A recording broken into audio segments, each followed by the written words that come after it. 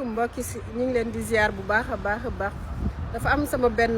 xarit bu ma envoyé message ci suuf par rapport ak sama post yi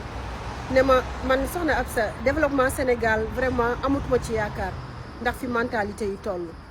mu wax ma ko nag mu nekk lu triste loo xamante ne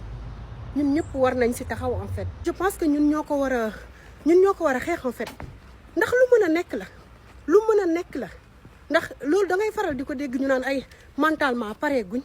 fi ay àddina bi toll fi Sénégal toll fi nit ñi toll ci xel pare wuñ et pourtant lu mën a nekk la. gis nga moment bi ñu toll man gëm naa ne ñun suñu jógee ñun du état bi kese de ñun ñëpp suñu jógee jàpp ci ñun ñëpp laa wax peuple bi buñ si jàppee lu mën a nekk la. yàlla du boole tas yaakaaru mbooloo moo xamante ne dañoo seen intention mooy defar Sénégal. mooy defar dëkk maanaam intérêt général ku ci nekk teg sa maanaam sa tekki bopp wala sa réussite bopp à côté ñu jiital Sénégal ñun ñëpp am yéene bi ku ci nekk secteur bu ci nekk ñu jéem ci def dara en fait ndaw ñi ku ci nekk xool leen fenn foo xamante ne mën nga fa def dara moo xam par groupe par secteur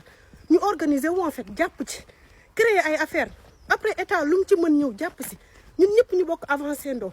loolu bu ñu ko defee mën gëm naa ne lu ñuy réussir lay doon ndax yéen ju sell mën na yóbbu nit fu nekk en fait waaw waxuma la ak mbooloo dëkku lëmb suñu borom du boole tas suñu yaakaar ñun ñëpp buñ ko defee gëm naa ne fi ñu bëgg a àgg dinañ fa àgg mais réew mi moom état kese du ko tabax état kese du ko defar mën na poser les bases solides mën na créer ay affaires mais tant que ñun jóguñ ñu di def ay acte en fait di poser ay acte après moom mu ñëw jàppale ñu du yomb en fait donc ñun ñëpp nañ ci jàpp. nañ ko gëm en fait Sénégal mën na soppeeku yéen